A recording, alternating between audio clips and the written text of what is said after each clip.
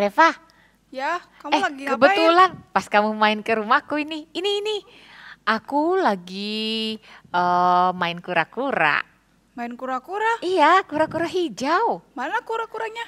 Ini loh, ini di dalam akuarium ini. Kamu lihat kan? Sebentar. Oh itu, iya. Ada dua. Iya. Lihat nggak? Iya, aku bisa lihat. Iya. Ini punya siapa? Punyaku. Punya kamu? Iya. Papaku yang beliin. Kura-kura jenis apa? Kura-kura hijau, Reva. Hijau. Makanannya apa? Oh, makanannya cacing, udang kecil, lalu daun-daun. Dia suka makan sayur. Kamu suka makan sayur enggak? Suka. Oh. Sayurnya dimasukin gitu? Iya, kemarin mamaku masak kangkung, ada yang sisa-sisanya itu dikasih kangkung, dia mau loh. Wah, dia mau nggak ayam goreng? Kasih aku aja kalau ayam goreng. Hehehe. Namanya siapa? Oh, ini kura-kuranya. Namanya Kura dan Kuri. Kura-kuri? Bukan, yang satu tuh itu kura, yang satu yang ada putih-putihnya sedikit itu kuri. Tuhan ciptakan tempurungnya beda loh Reva, coba lihat. Oh iya. Nggak sama persis. Iya ya, apakah semua kura-kura beda ya? Kurasa begitu ya. Aku pernah baca zebra itu belangnya beda-beda seperti sidik jari kita. Hebat ya Tuhan ya. Iya. Reva, kira-kira ada nggak ya tokoh-tokoh sejarah gereja yang punya ketertarikan dengan alam, menyelidiki hewan? Ada nggak ya? Maksudnya selain mereka baca Alkitab gitu, mereka juga menyelidiki yang lain-lain. Wah, aku nggak tahu ya. Gitu ya? Kita tanya siapa ya? Kita tanya Pak Jimmy lagi? Tanya Pak Jimmy lagi. Oh, boleh. Kapan? Sekarang yuk. Sekarang? Iya. Oke, tapi kamu yang tanya ya. Kamu yang Baiklah. bilang ya. Oke. Kamu yang ajak aku kali ini. Ya. Oke, sip Ayo. Reva. Ya. Sebentar, aku bilang dulu sama kura-kuri. Kura-kuri, bye-bye dulu ya. Dah. Dah kura-kuri. Yuk, cepet yuk. Aku penasaran banget. Jadi nggak kita tanya? Tanya yang apa? Itu, kalau Pak Jimmy bilang semua rohani, berarti aku pelihara kura-kura rohani, Reva. Hehehe. Oh, kita coba tanya Pak Jimmy yuk. Yuk. Selamat sore Pak Jimmy. Selamat sore Pak Jimmy. Selamat sore. Gimana kabar kalian? Baik. Pak, mau tanya nih Pak, kan kemarin Bapak bilang kalau semua hal itu harus rohani. Iya. Termasuk pelihara kura-kura itu rohani ya enggak Pak? Soalnya si Gary punya peliharaan kura-kura Pak. Iya Pak, 2 kura-kuraku. Oh, ya susah juga bilangnya ya kalau peliharanya sembarangan ya nggak rohani. Aku pelihara baik kok ya. Harus dirawat ya. Bukan coba dirawat loh, tapi harus dipikirin juga waktu dia tinggal di tempat aslinya di alam sama waktu tinggal di tempat yang kamu buat, kira-kira sama nggak ya? Kalau dia harusnya tinggal di tempat kayak gimana tapi kamu cuma taruh di toples misalnya, itu kan kasihan. Iya. Tenang Pak, kura-kura Gary bisa berenang-renang di akuarium yang lebar. Oke kalau gitu. Tapi yang lebih bikin sesuatu itu jadi rohani adalah waktu kita lihat ternyata ada kemuliaan Tuhan dinyatakan. Nah ini pernah dipikirin oleh satu orang teolog yang juga dipengaruhi oleh ajaran reform, namanya Jonathan Edwards. Hah? Ada teolog yang kerjaannya nggak cuma baca Alkitab ya Pak? Kan kemarin kita udah bahas teolog kerjain banyak hal juga, urusin kota. Oh iya, lupa. Tapi kali ini tentang teolog yang punya binatang. binatang piaraan. Bukan, tapi waktu dia umur 11, dia tulis sebuah artikel tentang laba-laba. Hah? Dia sudah nulis. Dia nggak takut laba-laba. Iya, jadi inget itu siapa Kak pemuda yang dulu juga belajar tentang laba-laba. Oh ada ya? Ada Pak, punya banyak laba-laba. Setiap ketemu tanaman cari laba-laba buat Oh, gitu diteliti. ya? Iya. Nah Jonathan Edwards itu menyadari bahwa Tuhan itu menyatakan kemuliaannya di mana-mana. Oh. Dari kecil dia udah sadar itu. Wah, Terus dia yang dari laba-laba gimana Pak dia belajarnya? Oh, dia pernah lihat laba-laba bikin sarang, terus dia lihat bagus sekali. Tapi yang paling bikin dia kaget, itu ada laba-laba yang bisa keluarin benang, yang bentuknya itu lebar, maksudnya jadi seperti payung. hah? Waktu ditiup angin, dia bisa, ikut terbang. Laba-laba terbang. Ada ya? Ada. Nah, setelah itu dia putuskan untuk selidiki dan tulis artikel. Umur 11 tahun. Umur 11. Wow. Berapa kamu? 3 tahun lagi 11 ya? Ya. Ada waktu 3 nanti tahun untuk tulis. Aku mau tulis tentang kura-kura. Oke, tapi bukan kura-kura terbang kan? Iya. Nggak mungkin, Pak. Selain belajar itu, Jonathan Edwards belajar hal apa lagi Pak? Oh, dia juga senang filsafat, dia senang teologi. Nah, dia adalah seorang cucunya pendeta. Wah, Kakeknya dia namanya Solomon Stoddard. Oh. Wah, ini pendeta terkenal waktu itu di Amerika. Oh, kali ini di Amerika ya, Pak? Di Amerika, tapi dulu namanya New England karena masih dijajah sama Inggris. Oh. Nah, jadi ada orang-orang dari Inggris yang dipengaruhi reformasi, namanya orang-orang Puritan. Itu sangat capek karena terus didesak, diserang sama pemimpin-pemimpin gereja. Oh, lalu mereka ke Amerika? Akhirnya mereka berlayar pakai kapal namanya Mayflower ke Amerika. Atau New England namanya dulu. orang-orang Puritan itu maksudnya orang-orang yang seperti apa Pak? Orang-orang yang dipengaruhi ajaran reformasi dan ingin supaya Inggris itu gerejanya jadi gereja reform, gereja reformasi. Akhirnya mereka mendorong ajaran reformasi, mereka ingin bikin gereja yang ibadahnya juga dilakukan seperti ajaran reformasi, dan semua hal pokoknya ditafsirkan lewat pengertian Alkitab yang benar, itu yang mereka mau. Dan mereka juga mau pengaruhi semua termasuk politik dan juga pemerintahan dan juga cara orang hidup di dalam keluarga, bekerja, kerohanian, hidup suci. Wah, semua mereka ingin supaya itu ditegakkan dengan baik. Oh, tapi kenapa mereka ke Amerika, Pak? Ya karena didesak, ditindas, dibenci. Itu jadi banyak yang pergi ke Amerika. Nah, termasuk Solomon Stoddard salah satu keturunan dari orang yang pindah ke Amerika. Jadi Solomon Stoddard sudah keturunan yang keberapa gitu ya. Nah, dia adalah seorang pendeta besar dan dia punya seorang anak perempuan yang menikah dengan seorang suami dari New England juga. Akhirnya mereka punya ada 11 anak. Wah, 11. 10 perempuan, 1 laki-laki.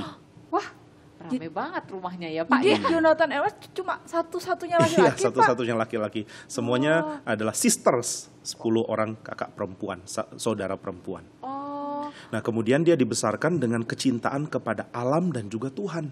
wow. Dia sudah ingin jadi pendeta, dia maunya jadi hamba Tuhan, tapi dia juga menyelidiki alam, dia kagum sama Tuhan dan sama alam. Akhirnya umur 13 dia diterima untuk kuliah di Yale. Yale. Kuliah apa, Pak, dia? Dia belajar filsafat, belajar ilmu apapun yang bisa dipelajari pada waktu itu, dia ikut pelajari di Yale. Umur 13 Pak? Iya. Zaman dulu orang kuliah ke umur 13 ya, Pak? Biasanya umur 15, yang agak pinter 14, yang pinter lumayan 13, kira-kira gitulah. Oh, kalau sekarang masih Masih SMP ya? SMA. Iya. Zaman dulu lebih pinter kali ya orangnya ya. Memang pendidikannya lebih sederhana daripada sekarang, dalam arti nggak terlalu banyak tingkat-tingkat seperti sekarang. Oh, gitu. Terus setelah lulus dia lakukan apa, Pak Jonathan Nah, Edwards? setelah lulus, dia umur 19 akhirnya dia diangkat menjadi penginjil di gereja kakeknya itu. Dia melayani sebagai hamba Tuhan. Nah, satu hal yang dia benci adalah ajaran dari orang modern zaman itu. Ajaran tentang apa Pak? Ajarannya namanya deisme. Deisme. Deisme. Apa itu, Apa, Pak? Pak? Deisme? Deisme mengajarkan bahwa Tuhan itu menciptakan dunia. Ya, Ya. misalnya dunia ya. Dunia diciptakan sama Tuhan, tapi Tuhan setelah itu tinggalkan dunia. Dunia berjalan menurut hukum alam. Oh, Jadi Tuhan kerjanya cuma mencipta, habis itu dia tinggalin. kan Tuhan nggak gitu ya Pak? Nah, itu yang Jonathan Edwards nggak setuju, maka dia lawan dan dia tunjukkan, loh, Tuhan nggak tinggalkan ciptaan ini, bahkan Tuhan terus menyatakan kemuliaannya di dalam ciptaan. Nah, ini jadi tema teologinya Jonathan Edwards, bahwa Tuhan adalah Tuhan yang menunjukkan kemuliaannya di semua ciptaannya. Tapi kan hukum alam betul, Pak. Seperti gravitasi, kan kita kalau jatuh ya ke bawah. Ya betul, tapi itu diaturnya sama Tuhan yang masih bekerja untuk menyatakan kemuliaannya. Oh, Oh gitu. Jadi kita bisa tahu hebatnya Tuhan, bisa tahu konsistennya Tuhan, setianya Tuhan, baiknya Tuhan, adilnya Tuhan. Ya, pokoknya semua hal yang menunjukkan Tuhan itu mulia bisa kelihatan di dalam ciptaannya. Saya pikir hukum alam itu otomatis, Pak. Nggak bisa dibilang otomatis, nggak ada apapun di dunia ini yang otomatis karena dunia ini ditopang oleh firman Tuhan. Alkitab bilang begitu. Oh, begitu. Tapi orang zaman dulu nggak percaya itu, akhirnya mereka hidupnya sembarangan. Kenapa coba bisa hidup sembarangan? Karena pikir gak ada Tuhan. Iya kan Tuhannya udah pergi, Iya, udah Tuhan jauh. meninggalkan. Tuhan nggak ada, bisa hidup sembarangan. Nah, itu yang terjadi. Maka Jonathan Edwards melawan itu dengan menegaskan bahwa enggak loh, Tuhan menyatakan kemuliaannya di seluruh ciptaannya. Lihat laba-laba bisa lihat hebatnya Tuhan. Lihat langit bisa lihat hebatnya Tuhan. Lihat pohon, lihat laut, semua menyatakan kemuliaan Tuhan. Oh, pernyataannya itu dia tulis di buku dan dia berkhotbah gitu, Pak. Dia dari kecil udah simpen 2 buku untuk dia tulisin. Wah. Dari umur 9, lalu umur 11 jadi tulisan tentang laba-laba. Ya, banyak tulisan dia. Nah, akhirnya dia mulai belajar teologi, belajar filsafat, dan mulai tulis di 2 bidang itu. Terus setelah dia jadi pendeta, dia lakukan apa, Pak? Yang penting. Dia jadi asistennya Solomon Stoddard dan Kakeknya? Dan dia pernah satu kali mengalami keraguan Hah? Ragu kenapa, Pak? karena dia belajar doktrin namanya predestinasi. Predestinasi. Apa itu predestinasi? Apa, Pak? Ini doktrin yang mengajarkan bahwa Tuhan itu memilih orang untuk diselamatkan. Sebagian dipilih untuk selamat, sebagian dipilih untuk dibiarkan binasa. Oh. Wah, kaget ya. Jadi Tuhan pilih-pilih. Iya. Terus gimana, Pak? Nah, Jonathan Edwards juga kaget.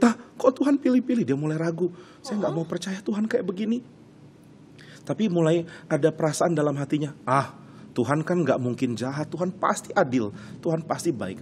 Maka dia belajar untuk selidiki. Apa sih sebenarnya predestinasi itu? Dia baca Alkitab. Dia memutuskan, saya nggak mau ikut baca bukunya Calvin atau bukunya siapa. Saya nggak mau dulu. Mau baca Alkitab aja dulu gitu ya. Dan nanti setelah saya temukan dari Alkitab, baru nanti saya baca orang-orang lain punya buku. Nah, itu yang dia coba lakukan. Maka waktu dia baca Alkitab, dia menemukan bahwa predestinasi itu sebenarnya doktrin yang indah, bukan doktrin yang mengerikan. Indahnya di mana, Iya, Pak? Pak. Indahnya Gimana? begini, Alkitab bilang semua orang itu harusnya binasa karena dosa. Ya kan, kita semua sudah berdosa loh. Kamu, saya, kita semua sudah berdosa. Iya, Pak. Lalu harusnya dihukum sama Tuhan. Kita Iya. nggak kenal Tuhan, kita jahat. Dan Gary dan Reva harus tahu, kalau kita masih punya hati yang baik, itu pun anugerah Tuhan. Kalau nggak, kita udah jahat sekali. Maka Tuhan beranugerah dengan memilih sebagian untuk diselamatkan. Nah, ini sama dengan kalau saya mau kasihan sama 2 orang pengemis. Misalnya ada 10 pengemis, lalu saya kasihan ada 2 orang, kemudian saya kasih uang untuk 2 orang. Boleh nggak? Boleh. Baik nggak? Baik. Baik. Kok nggak kasih semua? Iya, ya. Terserah saya dong. Iya. Iya, Kan terserah saya Bapak. mau berbelas kasihan kepada orang yang saya mau berikan. Karena saya nggak ada kewajiban untuk berikan belas kasihan. Maka Jonathan Edwards sadar, sebenarnya doktrin memilih orang untuk selamat, itu doktrin yang yang menunjukkan kalau Tuhan itu penuh belas kasihan. Tuhan itu sangat baik. Tuhan itu penuh dengan cinta kasih dan belas kasihan. Maka dia memilih orang untuk selamat. Kalau kita nggak dipilih, kita akan jahat dan kita nggak mungkin selamat. Oh, jadi kita yang otomatis jahat ya, Pak? Iya. Maka Jonathan Edwards jadi kaget. Berarti kalau begitu nggak ada doktrin yang mengerikan. Semua doktrin itu indah. Akhirnya dia memutuskan untuk mau mengajar tentang keindahan doktrin dari Alkitab, keindahan doktrin orang Kristen. Diajarkan ke jemaatnya, Pak. Ke jemaat. Nah, akhirnya satu kali waktu dia umur 26, Solomon Stoddard meninggal. Oh, terus? Lalu dia yang diangkat jadi gembala di gereja yang tadinya dipimpin sama Solomon Stoddard ini. Dalam usia 26, Pak. Dia umur 26. 26 Calvin tulis Institutio ya. Iya. 26 Jonathan Edwards jadi gembala. Wah, nanti kamu 26 jadi apa, Reva ya? Belum tahu. Terus setelah dia pimpin jemaat, jemaatnya senang dong, Pak, dapat pendeta pintar. Jemaatnya seneng nggak terlalu. Kenapa? Karena jemaatnya nggak terlalu Kristen sebenarnya. Banyak yang hidupnya juga sembarangan, menganggap Tuhan itu kan jauh. Sehingga Solomon Stoddard meskipun seorang hamba Tuhan yang keras, tetap tidak mampu membuat jemaatnya menjadi saleh hidupnya. Wah, terus gimana nasibnya Jonathan Edwards, Pak? Nah, maka Jonathan Edwards berusaha untuk mengarahkan orang-orang untuk takut akan Tuhan. Tapi dia lihat, loh kok makin lama makin lesu, makin gak cinta Tuhan, makin gak mau berdoa. Bahkan kehidupan rohaninya makin rusak. Malah ada beberapa yang dengan senang bikin dosa, dengan santai. Oh iya? Akhirnya Jonathan Edwards mulai kontak hamba-hamba Tuhan dekat daerah situ, lalu mengatakan, yuk kita doa sama-sama supaya terjadi yang namanya kebangunan rohani. Namanya revival atau awakening, kebangunan rohani, pertobatan. Oh, pertobatan. Terus gimana hasil doanya dijawab Tuhan nggak, Pak? Dia doa, tapi seperti belum dijawab-jawab. Wah, terus gimana? Nah, maka dia terus berdoa, dia terus melayani, tapi seperti nggak ada hasil. Nah, nanti di tahun 1734, wah ini dia umur sudah 32. Di tahun itu mulai terjadi kebangunan rohani. Orang-orang mulai datang ke Tuhan, mulai cinta Tuhan. Tapi ada yang dapat pengalaman-pengalaman aneh. Hah? Maksudnya aneh gimana, Pak? Misalnya waktu bertobat teriak-teriak, begitu. Ada yang gemetar, ada yang nangis-nangis. Bahkan ada yang bicara pakai bahasa-bahasa yang aneh. Hah, itu salah atau betul? Nah, Jonathan Edwards pikir itu tadinya betul, itu oke kok. Tapi banyak orang yang kritik. Banyak orang yang bilang, itu pertobatan aneh. Itu bukan kebangunan rohani, itu adalah keanehan rohani. Tapi Jonathan Edwards bela. Dia mengatakan, enggak. Memang kadang-kadang pertobatan itu disertai dengan tanda-tanda kayak begitu kok. Nah, tapi yang bikin Jonathan Edwards sedih adalah enggak berapa lama orang yang tadinya teriak-teriak atau punya bahasa aneh-aneh, balik lagi jatuh dalam dosa. Wah, berarti palsu waktu itu ya? Iya, Jonathan Edwards kecewa sekali. Wah, kasihan. Maka dia doa sama Tuhan, Tuhan kok belum dikabulkan? Aku ingin ada kebangunan rohani. Tapi dia belajar untuk berserah sama Tuhan. Oh, lalu terjadi nggak, Pak, yang dia doakan? Iya, Pak. Nah, akhirnya terjadi waktu dia sudah umur 37 tahun. Wah, doanya 10 tahun lebih ya? Iya. Lama ya, Reva ya? Iya. Dan waktu itu pun kebangunan rohaninya bukan lewat khotbah Jonathan Edwards. Lewat apa, Pak? Tapi lewat seorang namanya George Whitefield dari Inggris. George Whitefield. Nah, George Whitefield ini seorang pengkhotbah yang hebat sekali. Sampai akhirnya pendeta-pendeta lain iri karena dia berkhotbah lebih disenangi khotbahnya daripada khotbah pendeta-pendeta itu. Hah? Hebatnya apa, Pak? Oh, dia kalau khotbah itu jalan-jalan sambil berseru, kadang-kadang loncat, kuasanya besar sekali. Maka bisa sering terjadi di tengah-tengah khotbah orang mulai menangis mau bertobat. Wah, gitu? Iya, dan dia kalau khotbah itu sangat emosional. Dia bisa nangis di tengah-tengah khotbah. Dia kalau menyatakan marah atau cinta kasih Tuhan itu dengan sangat hebat. Kalau dia bilang Tuhan marah, semua orang takut. Waktu dia bilang Tuhan mencintai engkau, wah orang-orang semua mau datang. Maka George Whitefield nggak boleh khotbah di dalam gereja. Dia khotbahnya di luar akhirnya. Di mana, Pak? Di tempat terbuka, kadang-kadang di pasar, di lapangan, di mana aja. Wah. Lalu yang datang bisa 5.000, bisa 26.000, bisa 60.000 katanya. Hah? Terus khotbahnya berapa keras? Teriak gitu, Pak? Dia teriak, nggak tahu apakah semua bisa dengar atau enggak. Tapi waktu diukur katanya, wah lumayan jauh loh, ribuan orang bisa dengar. Wah, nggak ada speaker. speaker ya, nggak ada mic. Maka setelah Jonathan Edwards dengar, dia langsung tulis surat, oh Pak George Whitefield, tolong dong datang ke gerejaku, berikan khotbah kebangunan ke sini. Wah, Jonathan Edwards nggak termasuk yang iri-iri itu ya, Pak? Ya? Iri? Iri Enggak. sama George Whitefield yang hebat? Enggak, dia malah bersyukur ada pendeta hebat. Wah, terus? Dia datang, Pak. George Whitefield datang, lalu berkhotbah. Oh, semua jemaatnya nangis bertobat. Wah, Iya. Terus? Tapi ternyata nggak semua tetap bertahan dalam bertobat. Wah, berdosa lagi, Pak. Ya, Pak. Ada yang berdosa lagi. Lalu Jonathan Edwards tegur dengan keras. Ada anak-anak dari jemaatnya yang kaya yang jalan-jalan laki-laki dengan perempuan sampai tengah malam. Kadang-kadang nginep sama-sama. Wah, ini nggak benar. Iya. Akhirnya Jonathan Edwards larang mereka. Kalian nggak boleh ikut perjamuan kudus. Kalian nggak boleh sebelum kalian bertobat.